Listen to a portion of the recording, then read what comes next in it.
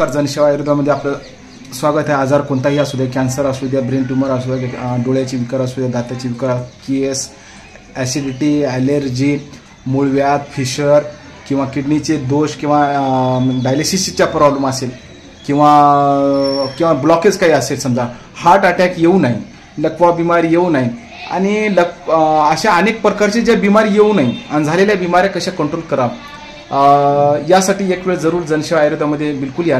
नैसर्गिक स्वरूपाने तुमचा इलाज होणार. आता जेणेकरून नांदेडहून भोरीस ना कांबळे साहेब आलेले आहेत आपल्याकडं, जेणेकरून यांचा विचार काय आहे आपल्या इतर येण्यामागे तो नेमकं जाणून घेऊन.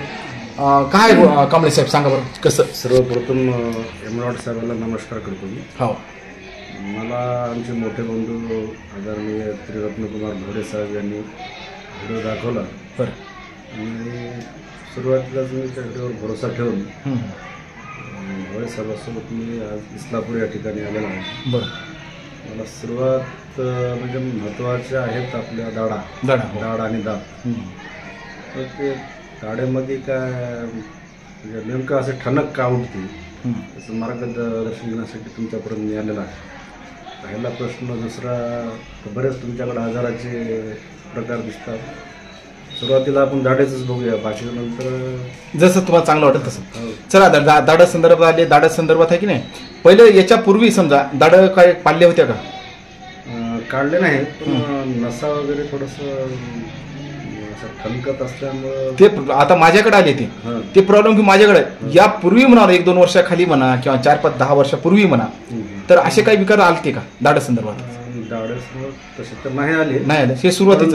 मी नॉनव्हेज खात असल्यामुळे एक टाइम मला दाढेमध्ये थोडंसं हाडा हा, ते काढण्यासाठी मी काड्या घातल्या. असं आहे का? बरोबर. हां, तुमची माहिती घ्या. आणि चला, तुमचं आता मजबूत होणार. दाढाला काड्या घालण्याची वेळ येणार नाही. चांगले दात होणार. तुम्ही आता इथे दात असे करा, असे करा बरं. दात नाही, हे दात असे करा. याच्यापेक्षा पांढरे दात होणार. भोरे साहेबच ना? हा, भोरे साहेब, तुम्ही माझा व्हिडिओ पाहूनच तुम्ही यायला आणल्या म्हणा.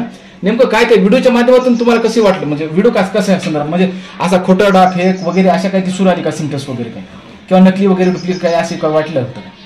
नाही, जे काही लोक तुमच्याकडे उपचार घेण्यासाठी आले, बरं, त्यांनी तुम्ही जे काही त्यांच्यावर ट्रीटमेंट केली, हो, त्याबद्दल त्यांनी मुलाखत तुम्हाला दिलेली आहे. हो ना, बरोबर.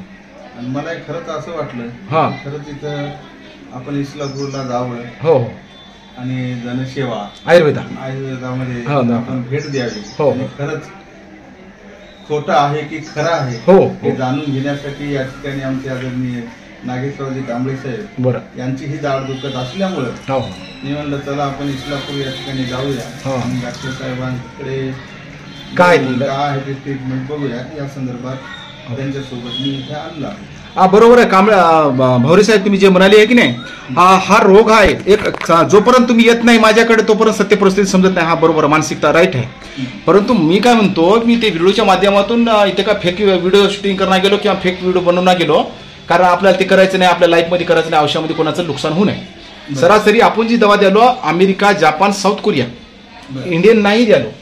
म्हणून आपण काय म्हणालो की कॅन्सरचा इलाज होते, पण तो रोगी घ्यावा लागते इलाज. 3-4 दिवसाचा इलाज घ्यायला मग कॅन्सर बरा नाही व्हायला म्हणाल्यावर ते मूर्खपणा नव्हतं का? माझं ट्रीटमेंट सरासरी 15-20 दिवस, तुम्ही महिनाभर फा ना ट्रीटमेंट. आणि माझं ट्रीटमेंट फायद्याचं नाही तर तुम्ही दिकलं रिपोर्ट फा ना, कवर कुठं व्हायला, तिथं मारून टाकण्याचा इलाज आहे, माझ्याकडे जीवन ठेवण्याचा इलाज आहे. एकदम बरोबर. आता साहेब यांनी आता आपल्या कांबळे साहेब म्हणून आले माझ्याकडे जाताच्या सदर, मी कांबळे साहेबाला मतार होईपर्यंत त्या बापू एवढा माझ्याकडे दात सर्व मजबूत राहणार. तुमच्या दाताला यानंतर कीड लागणार नाही, त्रास होणार नाही, किंवा कसल्याही प्रकारे ठणठण, चिनचिन वगैरे जे म्हणाले की नाही, पाणी पिल्यावर त्रास होणे, आईस्क्रीम खाल्ल्यावर त्रास होणे, हा प्रॉब्लेम तुम्हाला होणार नाही. परंतु काही माझे जे आहेत समजा जे खाऊ नाही, समजा जे काही गुटखा म्हणा किंवा अनेक पदार्थ, मी काही सांगतो तुम्हाला त्या व्हिडिओ यायच्या नंतर, म्हणजे तुम्हाला काय पथ्य आहे ते रोखून ठेवले की संपला तुमचा विषय, तुमचे दात रुकणार. आणि आता मी सांगतो तुम्हाला, व्हिडिओमध्ये काही गोष्ट सांगा येत नाही मला, ते तुम्हाला पर्सनल सांगतो. हा, ठीक आहे. काय आणि मी पब्लिकला असं सांगतो की एक वेळेस माझ्याकडे या, किती मोठी अपोलो हैदराबादला जरी गेल्या, यशोदाला जरी गेल्या, तिकडले जरी आले पेशंट तरी माझ्याकडे. असं समजू नका की ते इस्लापूरला छोटा दवाखाना राहिला तर काय रे बापू, मला काय नाही, माझं ट्रीटमेंट सर्वात मोठा आहे ना. मी जपान, अमेरिका, साऊथ कोरियाचं ट्रीटमेंट द्यायला म्हणजे काय मी मूर्ख आहो का? हा महत्वाचा मुद्दा आहे ना. तुम्हाला ट्रीटमेंट कुठून, गोळी कुठून निघते, गोळी औषधी बघा तुमच्यावर काय ट्रीटमेंट व्हायला ते, हे इम्पॉर्टंट आहे. डॉक्टर MS MD MS असेल तरी काय हरकत आहे, पण त्यांना असे हाय डिग्री त्या माणसाजो मला मान्य आहे, परंतु ते औषधी जी द्यायला त्याच्यामध्येच जर ताकदवरपणा, गुणवंतपणा जर नसेल तर त्याला काय करतं. एवढं मला या व्हिडिओच्या माध्यमातून समजून सांगतो. जय भीम, वंदे मातरम, जय हिंद, धन्यवाद.